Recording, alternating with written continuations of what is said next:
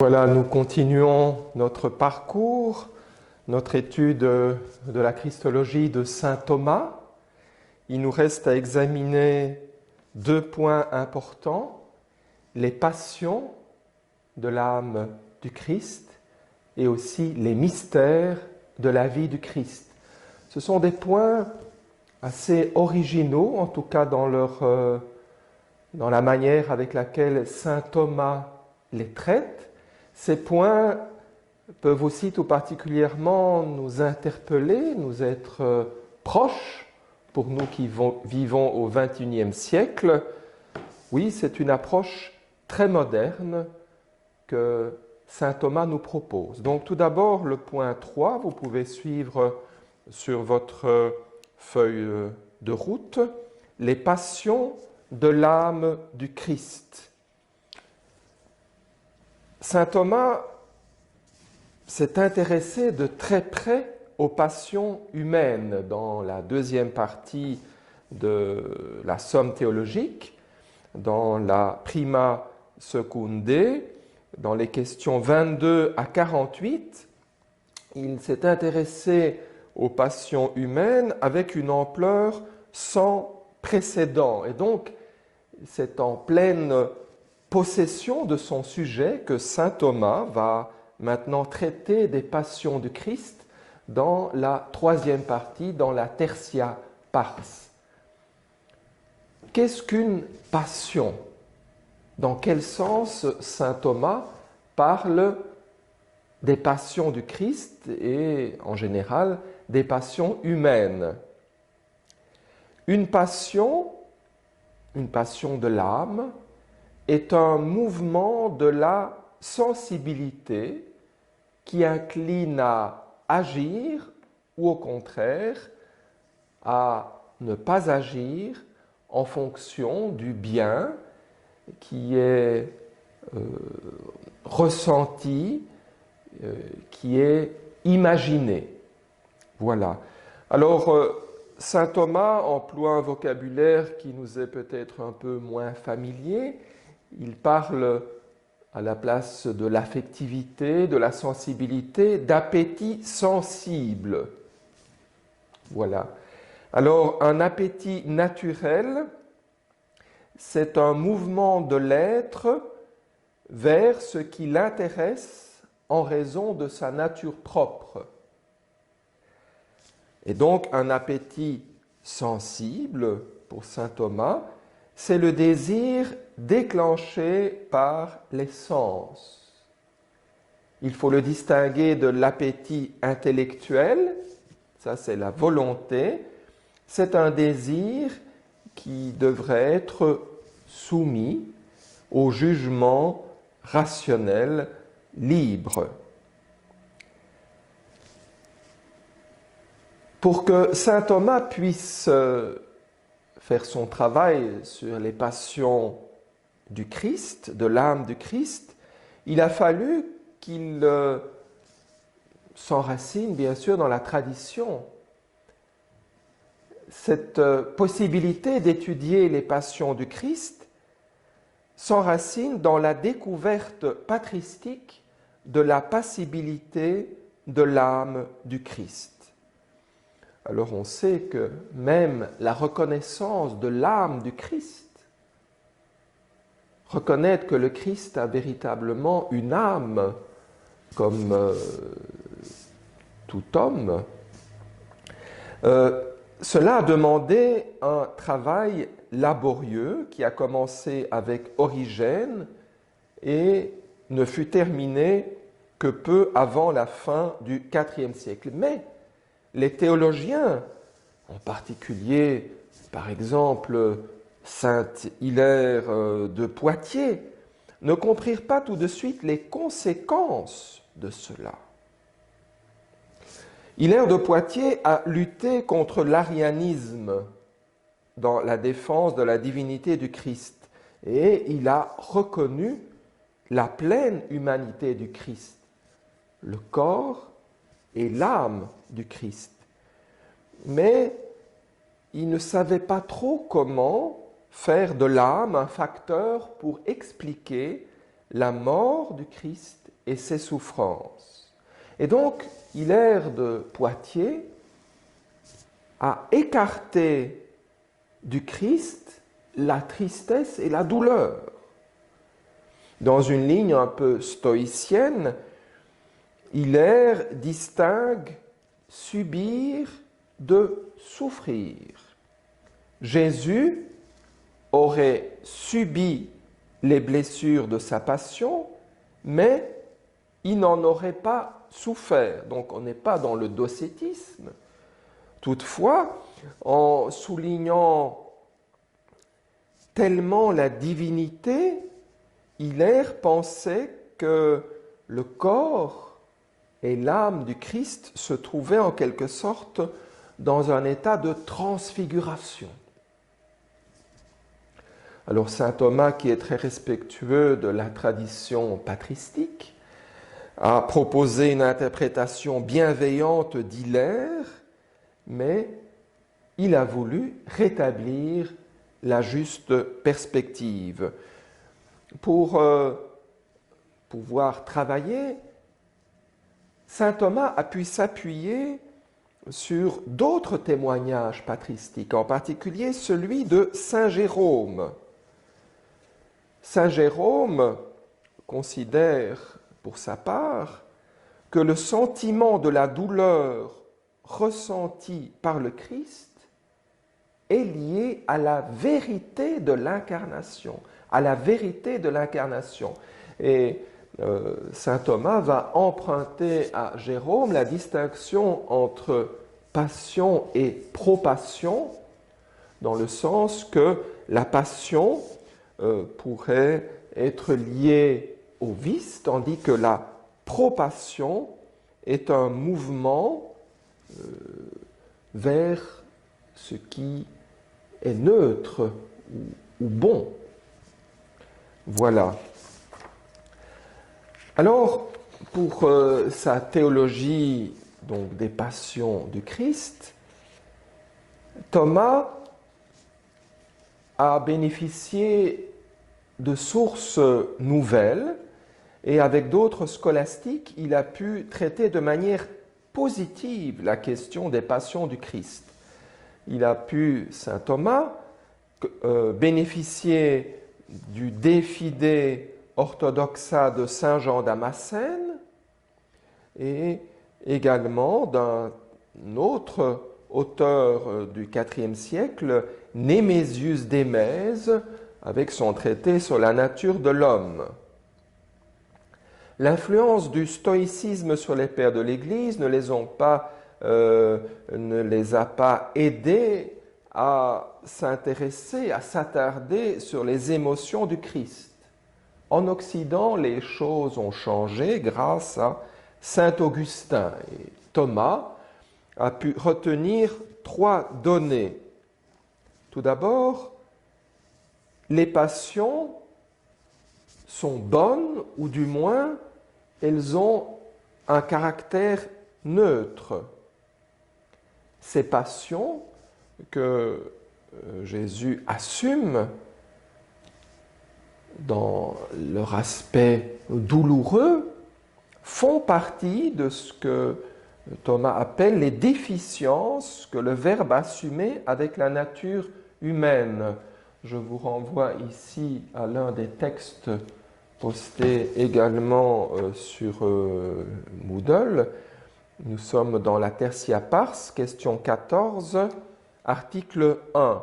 Le Fils de Dieu devait-il assumer la nature humaine avec les déficiences du corps? Donc, saint Thomas, comme à son habitude, s'appuie sur un argument d'autorité, la lettre aux Hébreux, du fait qu'il a lui-même souffert et qu'il est passé par l'épreuve, il est capable de venir en aide à ceux qui sont dans l'épreuve. Et ensuite, Thomas donne sa propre réponse. Il était convenant que le corps assumé par le Fils de Dieu soit soumis aux infirmités et déficiences humaines. Et cela pour 3 raisons principales. Je vais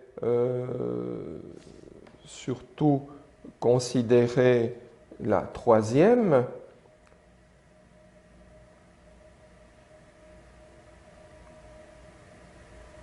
Voilà, je vais un peu trop rapidement. Considérons rapidement les trois raisons principales.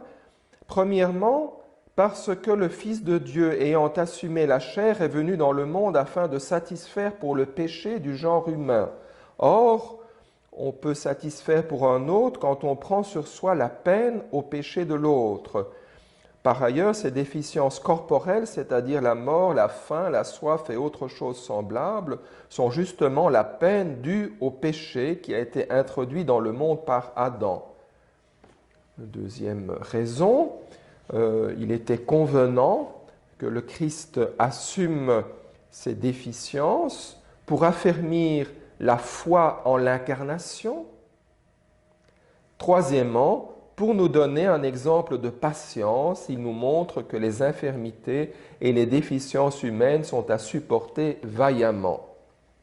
Donc, le Christ assume les passions parce qu'elles ont en elles-mêmes un caractère neutre. Toutefois, le Christ assume ses passions de manière particulière, on va le comprendre de mieux en mieux. Chez lui, ses passions sont des pro-passions. Nous en avons déjà parlé, on va y revenir. Donc le Christ assume les passions avec une parfaite maîtrise. Et troisième donnée que Thomas retient, à partir de saint Augustin, les passions du Christ ne mettent pas en cause son impeccabilité. Le Christ ne devient pas pécheur parce que son âme peut subir des passions. Alors, venons-en maintenant à l'enseignement de Thomas sur les passions du Christ. Il s'appuie, comme je l'ai dit, sur son étude des passions humaines. Thomas n'est pas un intellectualiste, contrairement peut-être à une première impression qu'il pourrait donner. L'homme a bien sûr une intelligence, une volonté, mais aussi une affectivité, une sensibilité, un appétit sensible, pour employer une expression de saint Thomas. Les passions ne sont pas des maladies de l'âme qu'il faudrait fuir car elles seraient mauvaises. Les passions, c'est un donné neutre dont la qualité morale dépend de l'usage qu'on en fait. La passion, comme je l'ai dit au début, c'est un mouvement de la sensibilité et ce mouvement ne doit pas nécessairement s'achever dans la démesure, dans un déchaînement incontrôlable, selon le sens habituel du terme passion dans le langage commun. Et précisément la construction de l'être moral, pour que nous devenions véritablement un être moral. Cette construction va passer par l'intégration harmonieuse des passions. Alors, les passions sont psychosomatiques. Elles engagent le corps et la partie sensible de l'âme. En fonction de ce qui est ressenti au niveau du corps, il y a un rejaillissement sur l'âme, une perception interne, et inversement, la partie sensible de l'âme rejaillit sur le corps, il y a une interaction. Saint Thomas divise l'appétit sensible en deux pour pouvoir étudier les divers désirs qui nous habitent. Il considère tout d'abord ce qu'il appelle le concupiscible. C'est cet appétit de simple tendance vers ce qui se présente à nous comme bon, ou au contraire, c'est un appétit qui nous fait nous détourner de ce qui nous apparaît sensiblement comme mauvais. Alors on peut penser d'une part à l'amour et inversement à la haine. On peut penser au désir et inversement à l'aversion. On peut penser à la joie ou, en sens contraire, à la tristesse, à la douleur. Il y a aussi l'irascible. L'irascible, c'est cet appétit de lutte pour surmonter les obstacles, pour atteindre un bien difficile ou au contraire pour lutter contre le mal, pour réagir face au mal. L'espoir ou le désespoir, l'audace ou la crainte, et puis un appétit qui nous habite aussi, qui peut nous habiter aussi, la colère. Tous ces mouvements de l'appétit sensible ne sont ni mauvais ni bons. La valeur morale de ces mouvements viendra de la soumission aux facultés supérieures de l'intelligence et de la volonté. Attention, il ne s'agit pas d'une sorte de pouvoir absolu qui va brimer la sensibilité, qui va brimer les passions. Il s'agira d'une gestion harmonieuse pour faire entrer les passions dans la construction de l'être moral. Alors, pour le Christ, après cette étude générale des passions, considérons les passions du Christ, qui sont une conséquence de l'incarnation, on l'a vu. L'âme du Christ, selon saint Thomas, est à divers niveaux. On peut y voir tout d'abord un niveau où l'homme perçoit ses besoins naturels vitaux, c'est l'âme végétative. Il y a l'âme sensible, le niveau sensible, l'âme avec le siège des passions. Enfin, le niveau intellectuel. La partie sensible de l'âme du Christ est munie d'un appétit dans lequel s'enracinent les puissances qui expriment sa tendance au bien ou son attitude face au bien difficile. Alors, Thomas s'est intéressé tout particulièrement à certaines passions du Christ. La douleur sensible, la tristesse, la crainte, l'étonnement et la colère. Saint Thomas traite de ces passions, c'est vrai que ça représente un certain retrécissement, il le fait parce que ces passions sont plus particulièrement liées aux déficiences de l'âme du Christ que celui-ci a assumées comme conséquence du péché. Thomas s'y intéresse, c'est un héritage patristique. Alors, c'est vrai qu'on peut regretter que Thomas ne présente pas toutes les passions du Christ. Il considère celles qui ont trait plus directement à la souffrance et à la réaction face au mal.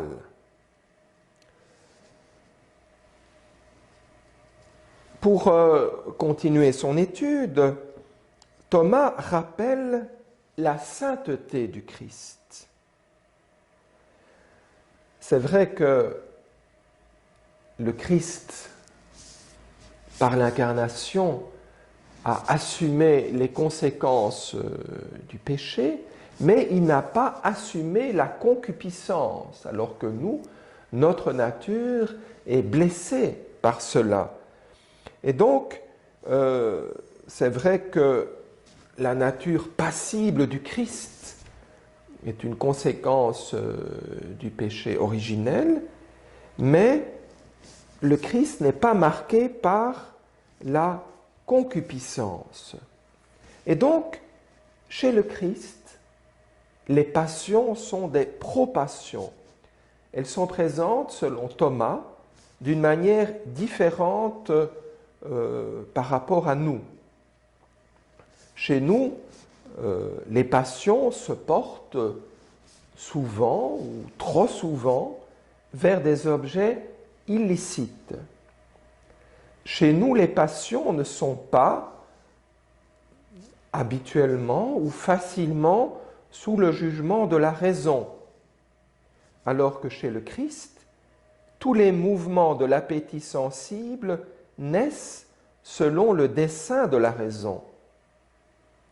Chez nous, les passions, à cause de leur force, vont entraîner la raison. Chez le Christ, ces passions demeurent par sa volonté dans son appétit sensible. Et donc, c'est là qu'on revient à la distinction entre la passion et la propassion, ces distinctions qui remontent à saint Jérôme. La passion achevée domine la raison, alors que la propassion, qui commence dans l'appétit sensible, ne va pas au-delà de l'appétit sensible et est assumée dans un cadre moral, en référence à la raison morale. Alors je vous invite maintenant à regarder un autre texte, toujours dans la Tertia Pars, évidemment, la question 15. L'âme du Christ était-elle passible? Alors nous voyons l'argument d'autorité en sens contraire et puis la réponse de Thomas. L'âme unie au corps peut pâtir d'une double manière, soit d'une passion corporelle, soit d'une passion psychique.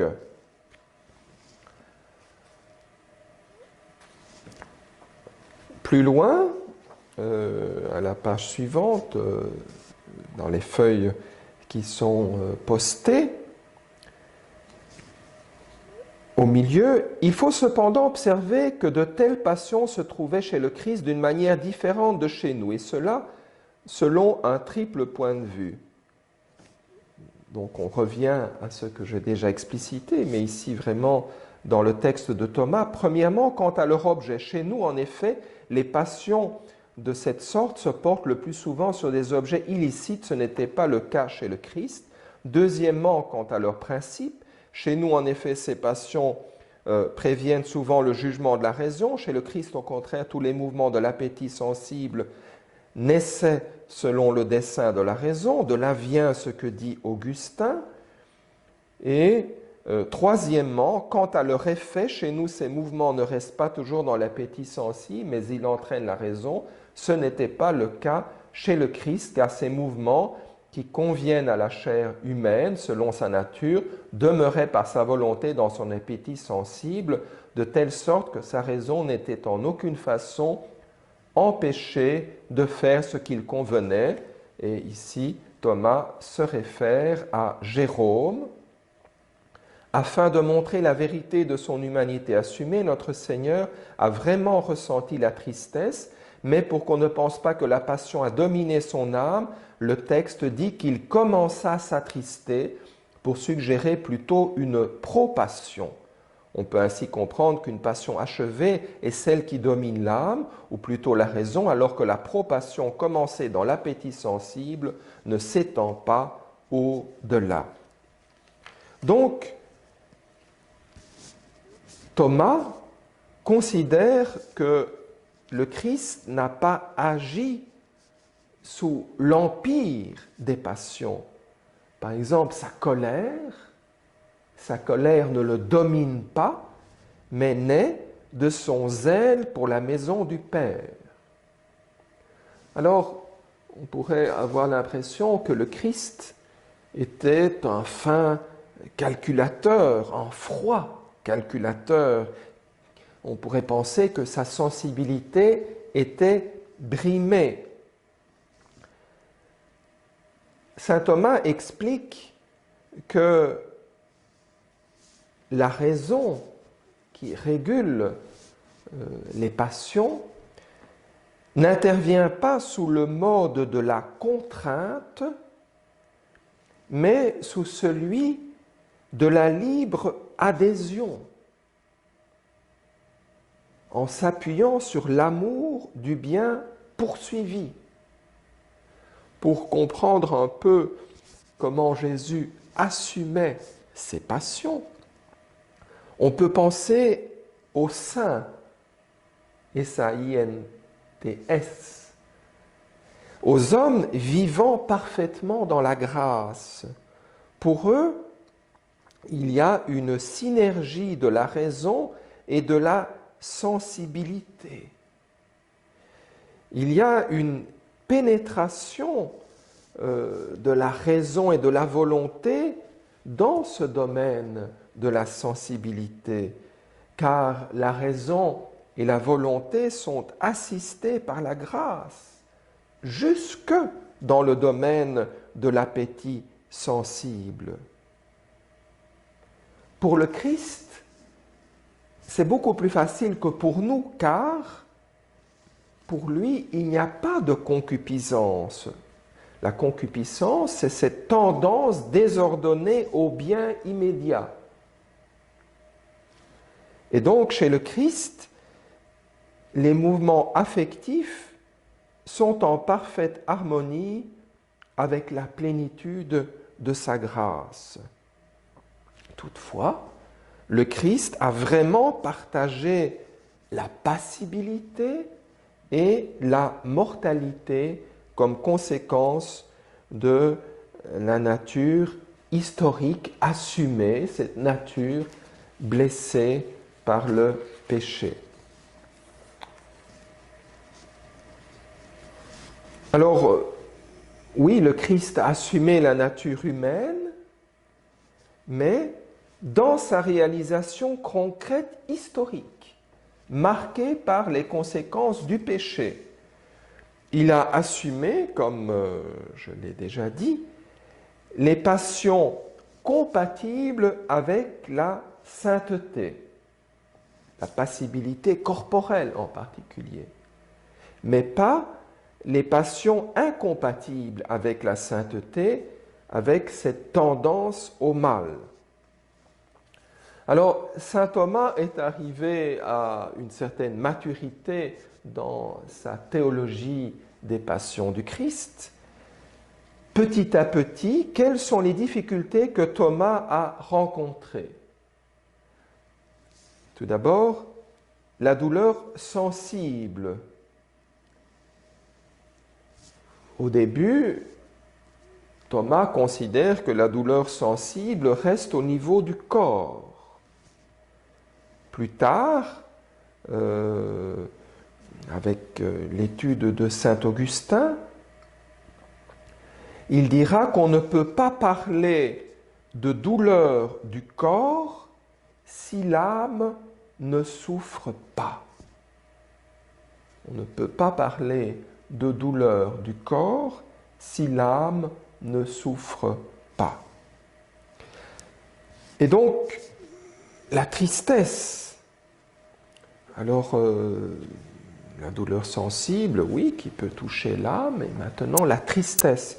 Au début, Thomas n'y voyait que l'assomption de la nature humaine en vue de l'incarnation rédemptrice. La tristesse restait dans les puissances sensibles parce que la joie de la vision bienheureuse ne rejaillissait pas sur elle.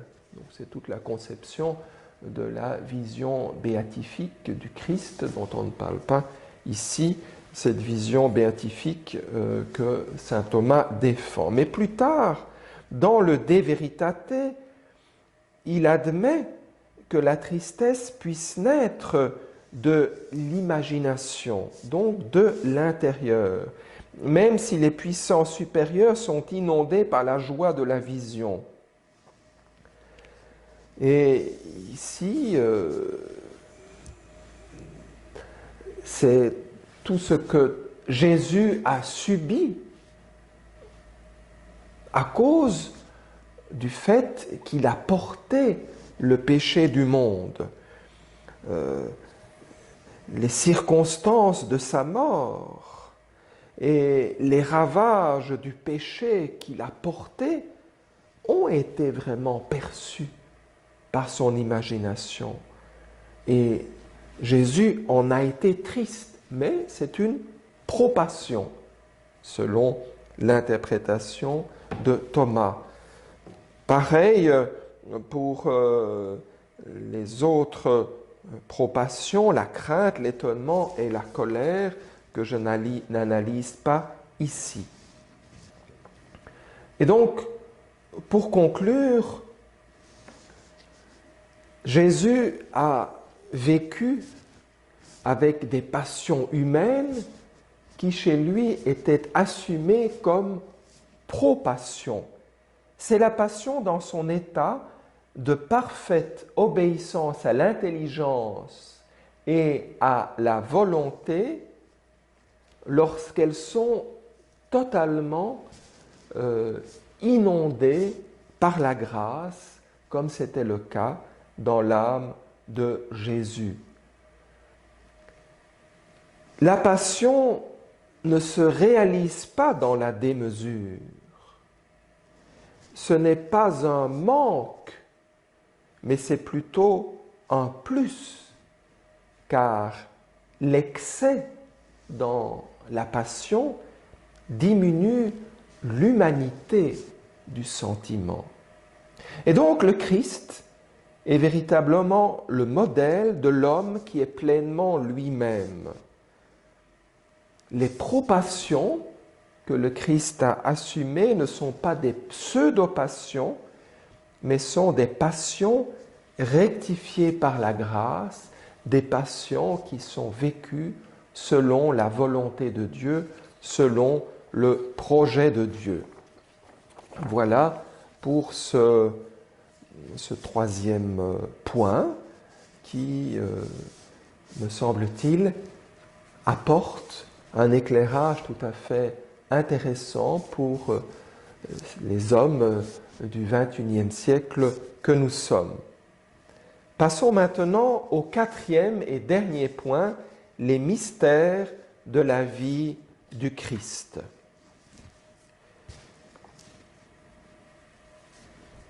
Alors, la vie du Christ, la vie de Jésus a intéressé saint Thomas, mais pas simplement dans la succession des faits.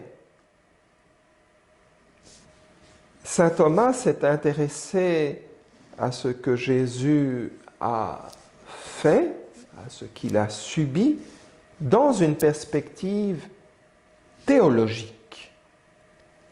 Et donc, saint Thomas va parler des mystères de la vie du Christ. Le terme mysterium s'enracine bien sûr dans la théologie paulinienne. Le mysterium, c'est ce plan de Dieu qui s'accomplit dans l'œuvre du salut réalisé dans le Christ. Les pères de l'Église ont reçu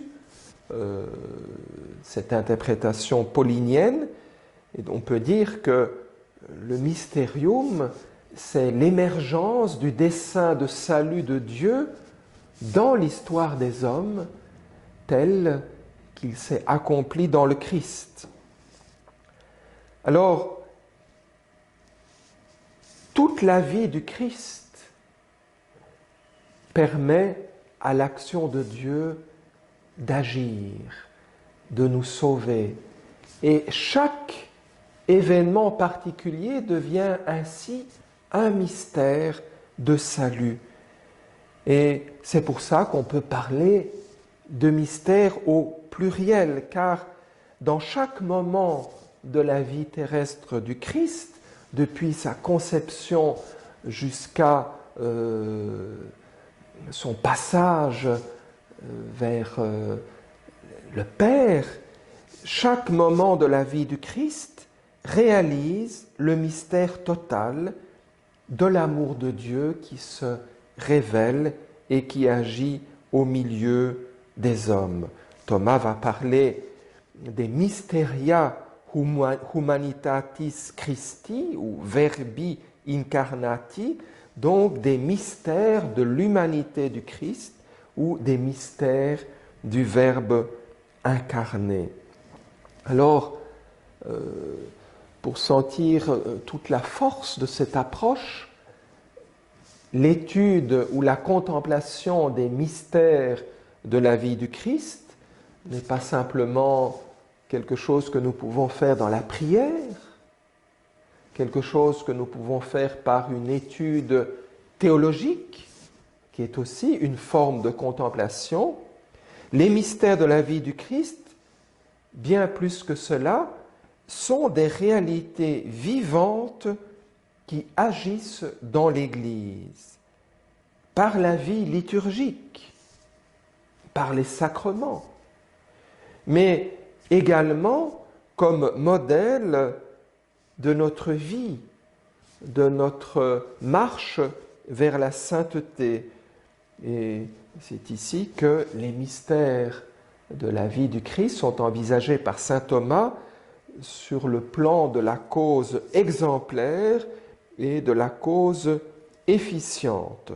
Et donc, on peut, à juste titre, parler de la troisième partie, plus exactement de la deuxième section de la troisième partie, comme la contemplation du Verbe incarné en ses mystères.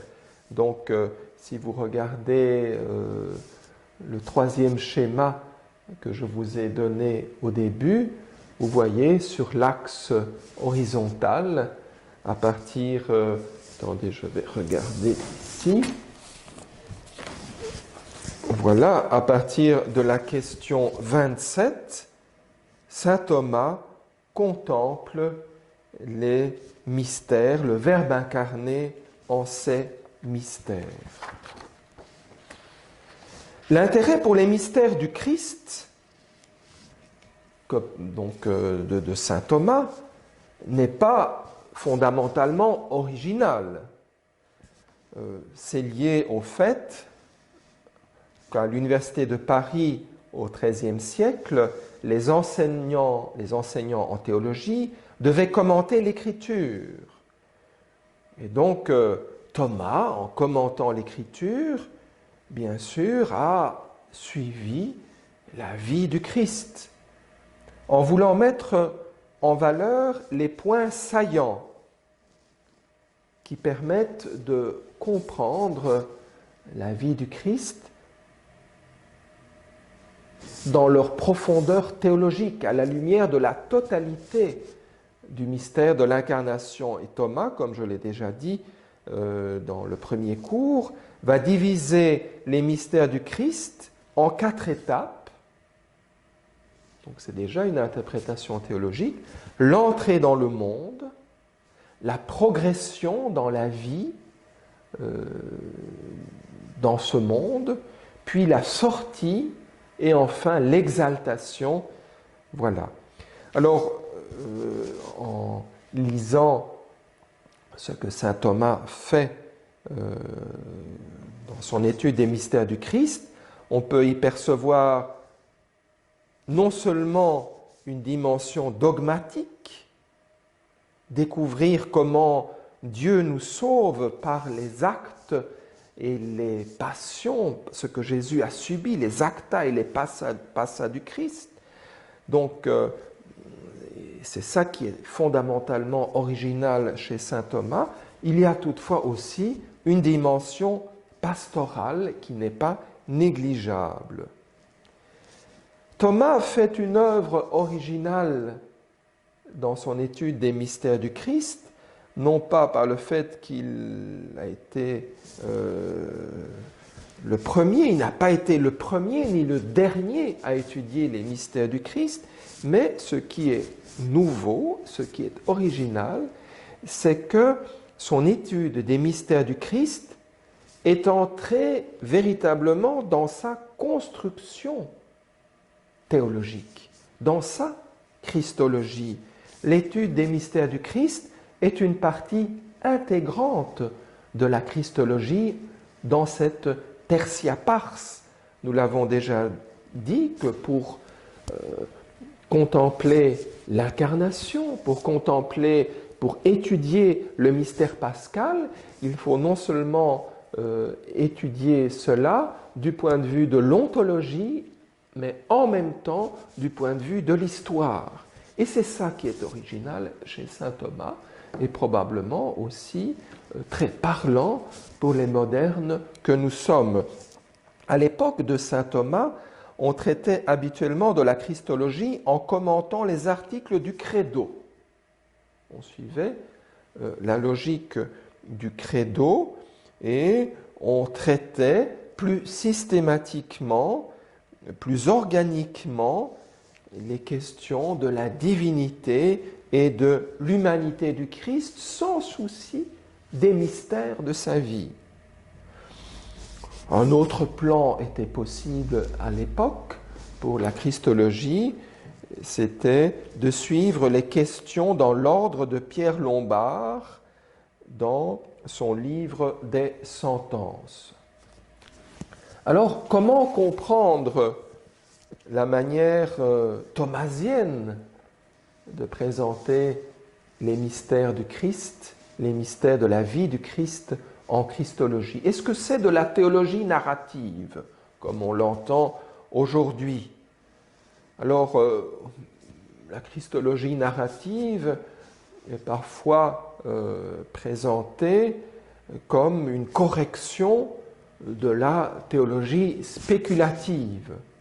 Ce n'est pas le cas chez Thomas. Pour Thomas, son étude des mystères de la vie du Christ n'est pas une sorte de compensation due à une imperfection de la théologie spéculative. Donc, il ne faut pas aller trop rapidement en comparant l'approche de Thomas à la christologie narrative. D'autres ont rapproché la théologie des mystères du Christ d'une théologie d'en bas. Donc, partir de la vie humaine du Christ pour remonter au mystère de sa divinité.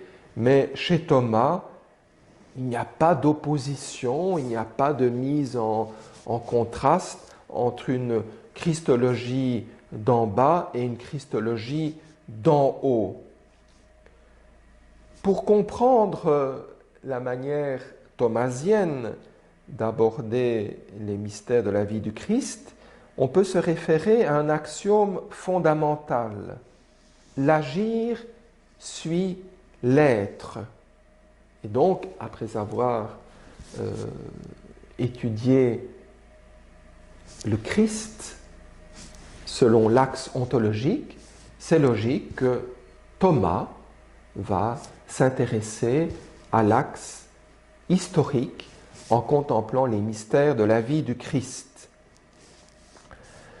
Il ne faudrait pas penser que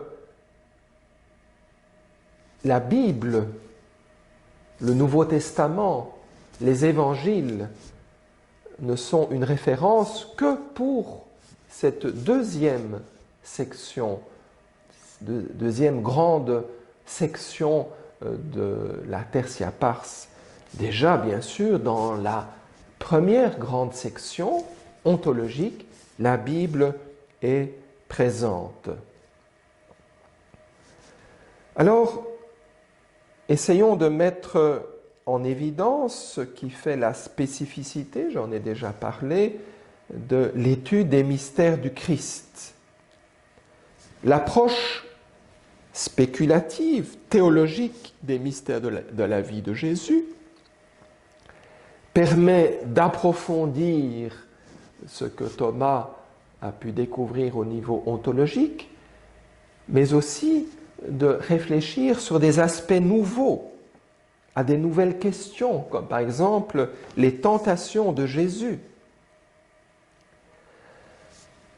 En tout cas, l'approche théologique des mystères de la vie de Jésus chez saint Thomas, comme je l'ai annoncé, va souligner l'exemplarité du Christ, sa causalité morale. Toute action du Christ, tout mystère de la vie du Christ est pour nous un enseignement. Nous sommes dans la ligne de saint Augustin. Exemplarité, cause exemplaire, mais aussi efficience salvifique de chaque mystère. Nous allons développer cela en étudiant la question 19 de la Tertia Pars. Il s'agit de la causalité instrumentale de l'humanité du Christ dans chacun des mystères qu'il a vécu. Et chaque mystère a ainsi une efficience salvifique. Avant que nous nous mettions à suivre le Christ, déjà, par sa grâce, sa vie nous transforme, nous façonne à son image. Alors, l'intérêt pour les mystères du Christ que nous portons dans ce cours est assez nouveau dans la redécouverte de la théologie de saint Thomas. Le renouveau néothomiste n'a pas apprécié à sa juste valeur la deuxième grande section de la Tertia Pars. Il a fallu attendre le milieu du XXe siècle et même la fin du XXe siècle pour s'intéresser à cette partie sur les mystères de la vie du Christ. Je vous propose maintenant de considérer quelques textes. Ces textes sont également postés sur Moodle, donc sur l'intranet. Un grand texte, celui que j'ai déjà annoncé, c'est la question 19 de la Tertia Pars, l'article 1. Chaque fois, il y a une question qui est posée. N'y a-t-il dans le Christ qu'une seule opération de la divinité et de l'humanité ?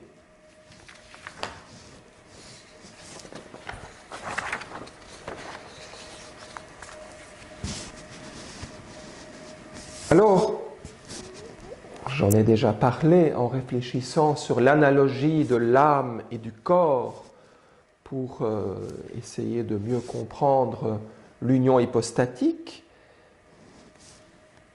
L'âme,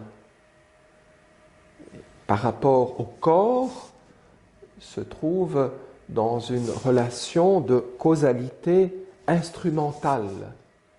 Plus exactement, le corps par rapport à l'âme. Et ainsi, analogiquement, l'humanité du Christ, pour saint Thomas, est l'instrument propre et conjoint de la divinité.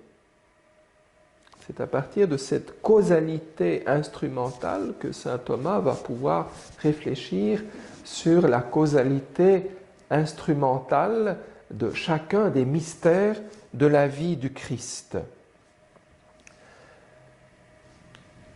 L'opération spécifique de l'humanité du Christ ne disparaît pas du fait que cette humanité est assumée par la divinité.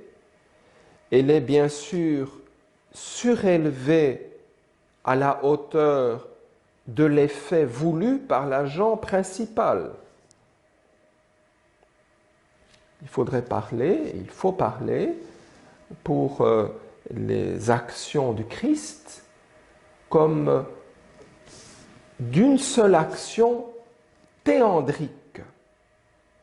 Dans quel sens? Toutes les actions du Christ sont des actions théandriques. attribuable à l'unique agissant, même s'il y a deux opérations attribuables aux deux natures. Un exemple, le Christ fait un miracle. Sa main va toucher. Mais en touchant, la puissance divine va élever cette action à un niveau divin pour la guérison. Ces deux opérations qui sont attribuables aux deux natures ne sont pas juxtaposées, mais se réalisent selon une causalité subordonnée. Ainsi, il y a un influx intentionnel qui surélève l'instrument de façon transitoire pour atteindre l'effet. Il y a un influx intentionnel de la divinité qui va surélever l'humanité du Christ de façon transitoire pour atteindre l'effet divin. L'humanité du Christ agit vraiment selon son propre mode, selon ses propres opérations spécifiques.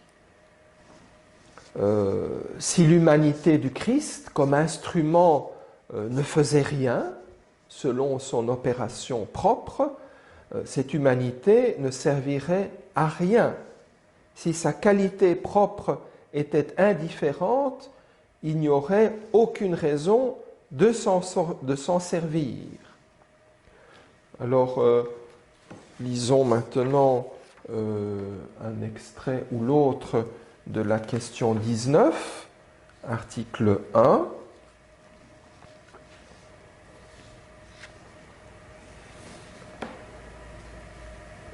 Je suis dans la réponse de Thomas, à la page 4 des feuilles, sur la colonne de droite.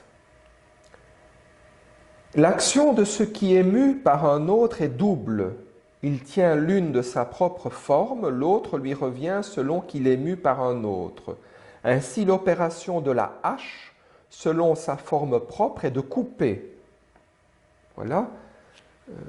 Par exemple, analogiquement, l'humanité du Christ avec ses opérations propres.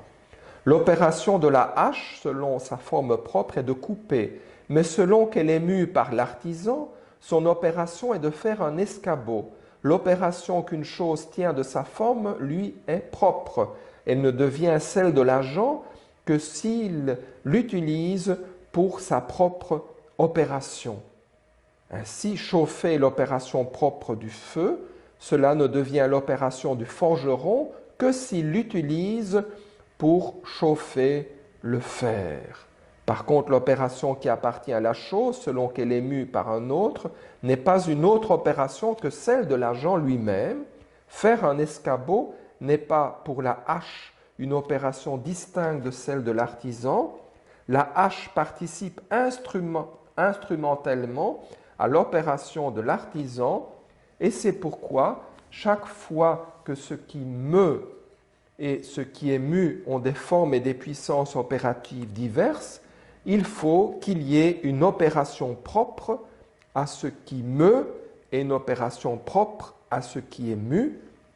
Mais puisque ce qui est mu participe à l'opération de ce qui meut, et puisque ce qui meut utilise l'opération de ce qui est mu, ils agissent ainsi en synergie l'un avec l'autre. C'est ainsi que dans le Christ, la nature humaine a une forme et une puissance opérative propre. De même, la nature divine, par conséquent, la nature humaine possède une opération propre distincte de l'opération divine et réciproquement.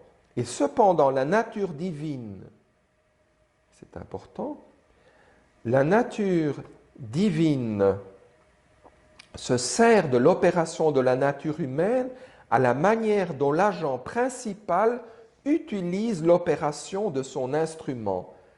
Semblablement, la nature humaine participe à l'opération de la nature divine comme l'instrument participe à l'opération de l'agent principal. Et puis Thomas cite le pape Léon dans sa lettre à Flavien, « L'une et l'autre forme, c'est-à-dire tant la nature divine que la nature humaine dans le Christ, accomplissent ce qui leur est propre en communion l'une avec l'autre, le Verbe opérant ce qui est du Verbe et la chair ce qui est de la chair. » Cette manière de réfléchir sur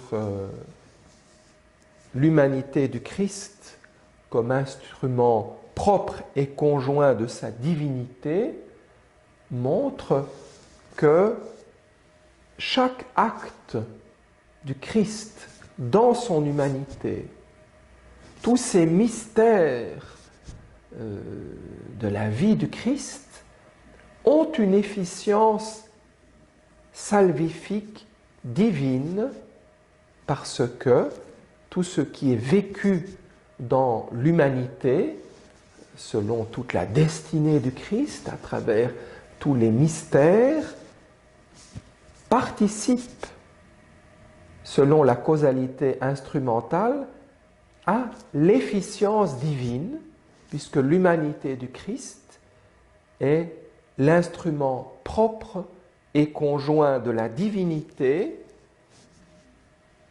Rappelons-nous comment chacune des opérations de l'humanité du Christ, en étant propres, sont surélevées si elles sont mues par l'agent principal qui est le Verbe, le Fils de Dieu.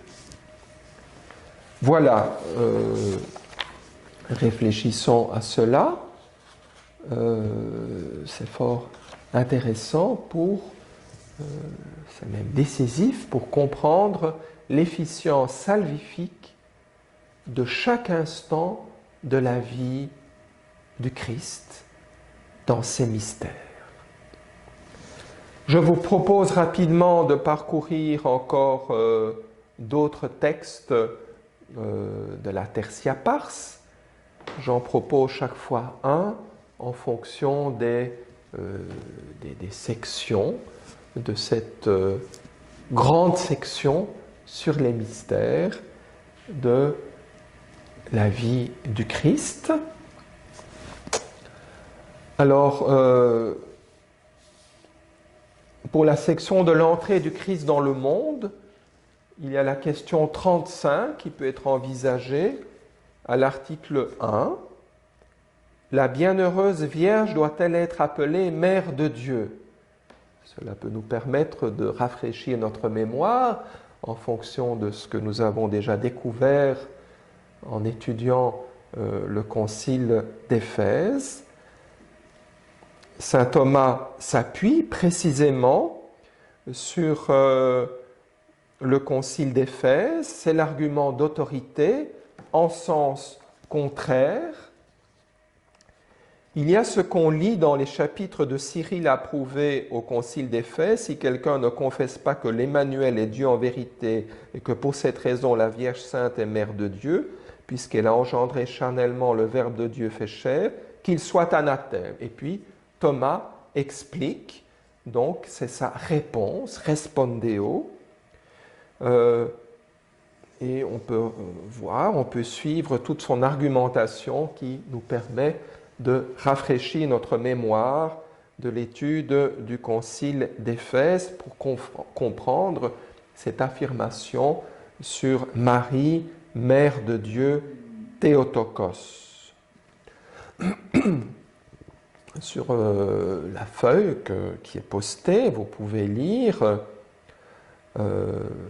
pour partir du mystère de l'incarnation et comprendre que Marie est vraiment Mère de Dieu. Être conçu et naître sont attribués à la personne ou hypostase en raison de la nature dans laquelle elle a été conçue et elle est née. Être conçu, naître, sont attribués à la personne. Étant donné donc, comme on l'a déjà dit, que la nature humaine a été assumée par la personne divine dès le début de la conception, il s'ensuit qu'on peut dire en toute vérité que Dieu a été conçu et qu'il est né de la Vierge. C'est en effet parce qu'elle l'a conçu et engendré qu'on peut dire d'une femme donnée qu'elle est mère de tel homme. Il est donc logique que la bienheureuse Vierge soit appelée mère de Dieu. Voilà, vous pouvez lire ça à tête reposée et réassumer vos découvertes théologiques à propos du Concile d'Éphèse. Continuons notre lecture de texte pour la progression du Christ en ce monde, pour cette petite section de la grande section des mystères du Christ. Donc, la question 40 vous est proposée avec l'article 1 et 2 de manière un peu originale. Voyez-vous, le Christ devait-il vivre parmi les hommes ou bien mener une vie solitaire? Est-ce qu'il devait être ermite et nous sauver de cette manière, ou au contraire, il convenait qu'il vive au milieu des hommes? Argument d'autorité, Dieu est apparu sur la terre et il a vécu parmi les hommes. Et puis Thomas réfléchit sur le genre de vie du Christ, celui qui convenait le mieux en fonction de la finalité de l'incarnation. Et vous pouvez suivre les arguments que développe Thomas. Il est venu dans le monde d'abord pour manifester la vérité, ainsi qu'il le dit lui-même en Jean. Je suis né et venu dans le monde pour rendre témoignage à la vérité. Deuxième raison, il est venu encore pour libérer les hommes du péché. C'est pourquoi, ainsi que le dit Chrysostome, bien que le Christ eût pu attirer tous les hommes à lui en demeurant dans le même lieu pour leur faire entendre sa prédication, il n'a pas fait cela. Au contraire, il s'est offert à nous en exemple pour que nous allions en itinérance à la recherche de ceux qui se perdent, comme le berger cherche la brebis perdue ou comme le médecin se rend auprès du malade. Il est venu enfin pour que nous ayons par lui accès auprès de Dieu, ainsi qu'il est dit dans l'épître aux Romains. Article 2. Est-ce que le Christ devait mener une vie austère, en ne partageant pas les repas, par exemple, avec les autres hommes? Thomas répond de nouveau, avec un argument d'autorité tiré de Matthieu, « Le Fils de l'homme est venu mangeant et buvant ». On vient de voir, il convenait à la finalité de l'incarnation que le Christ ne vive pas en solitaire, mais parmi les hommes.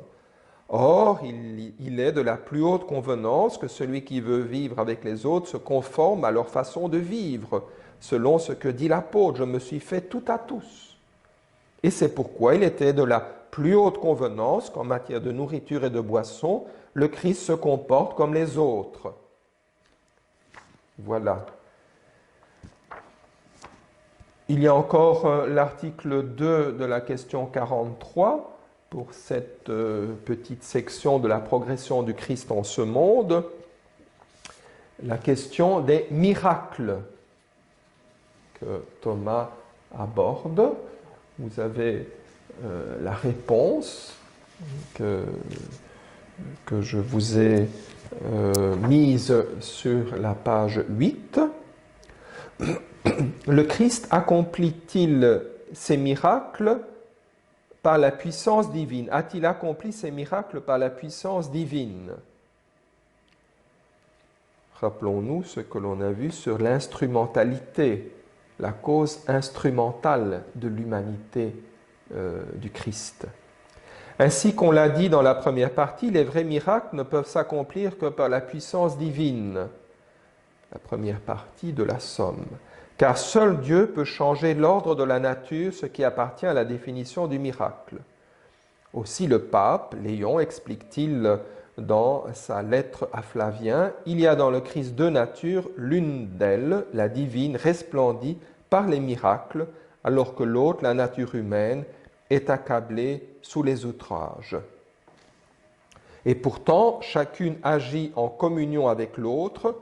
La nature humaine est en effet l'instrument de l'agir divin et l'action humaine reçoit l'efficacité de la nature divine ainsi qu'on l'a vu plus haut. » Voilà un exemple concret de la causalité instrumentale de l'humanité du Christ et de chacune de ses opérations et donc de son efficacité pour notre salut. Poursuivons. Venons-en maintenant à la petite section sur la sortie de ce monde. La question 46, article 6, la douleur de la passion.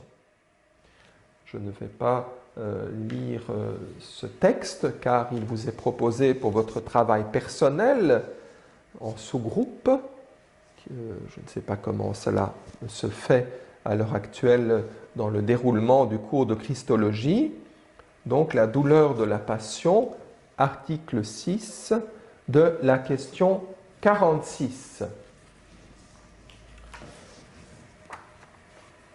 Juste un petit regard sur le sujet.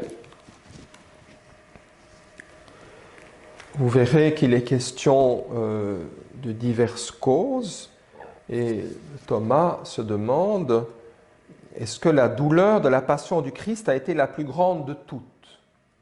Au niveau physique, il est persuadé que la crucifixion est le supplice le plus dur. Bon, peut-être qu'on peut en discuter, mais ce qui est surtout intéressant, c'est le point 4. Pourquoi l'intensité de la douleur du Christ fut la plus grande?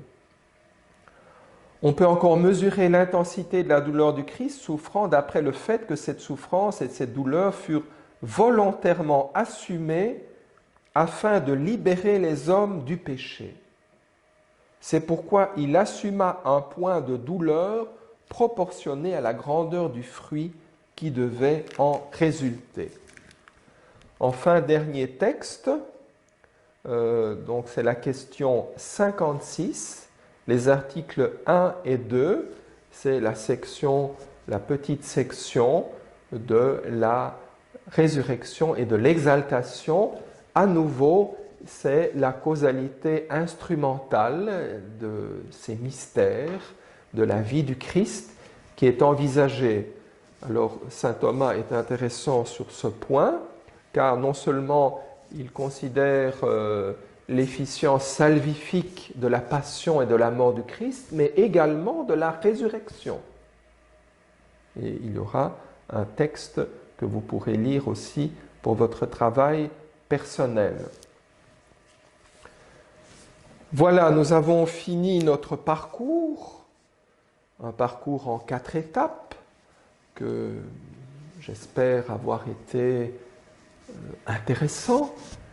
La pensée de saint Thomas est très simple, mais elle demande quand même un peu de temps pour se familiariser avec son approche. En tout cas, il me semble, elle a été encore une fois pour moi-même l'occasion de me nourrir théologiquement et aussi spirituellement.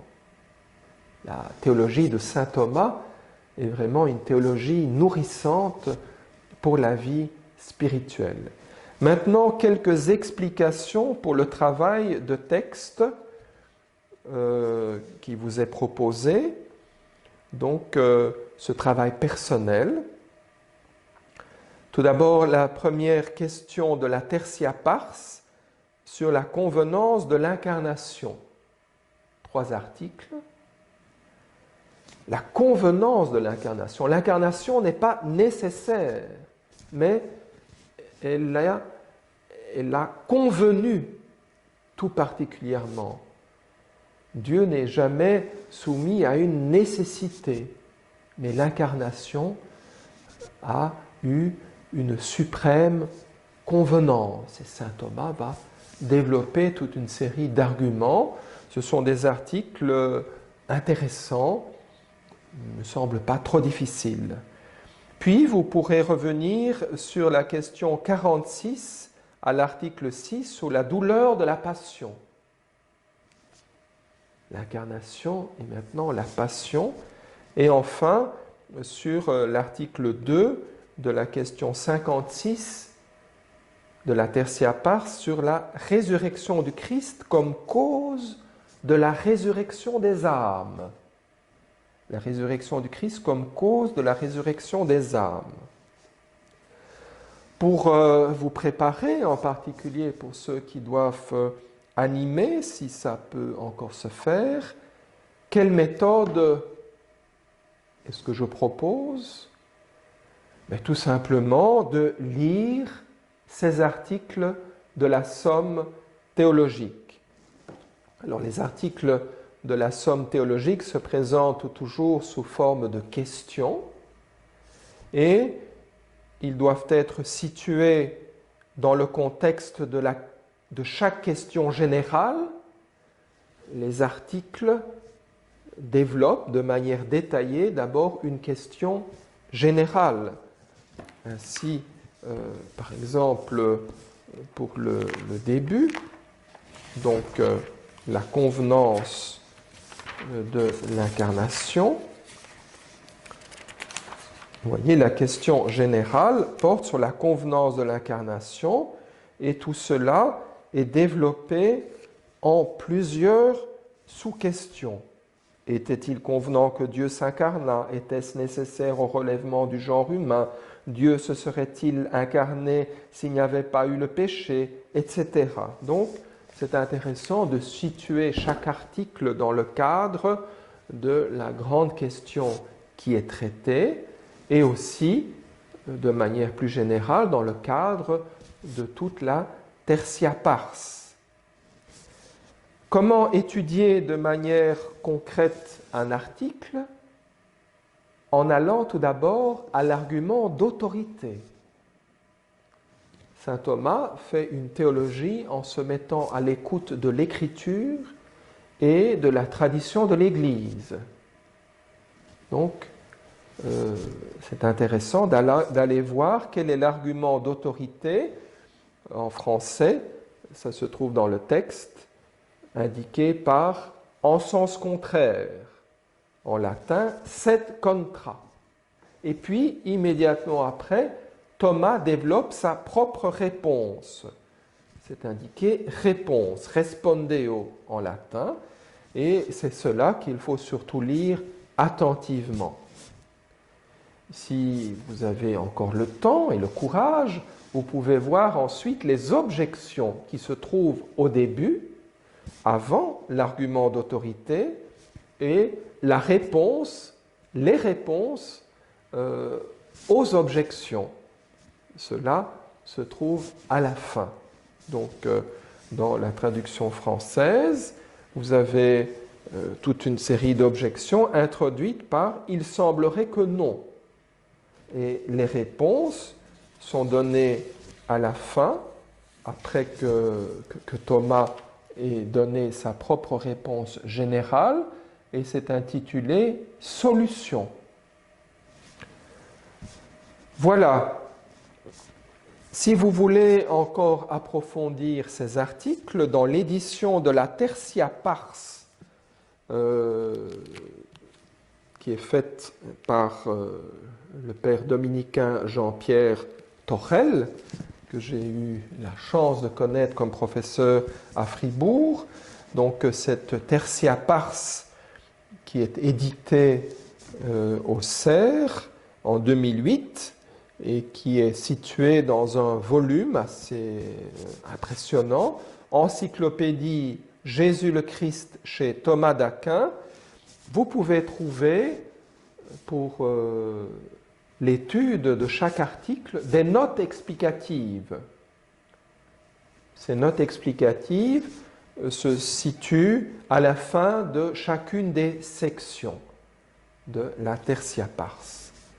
Voilà, je vous souhaite un bon travail et à bientôt en présentiel. Bon courage.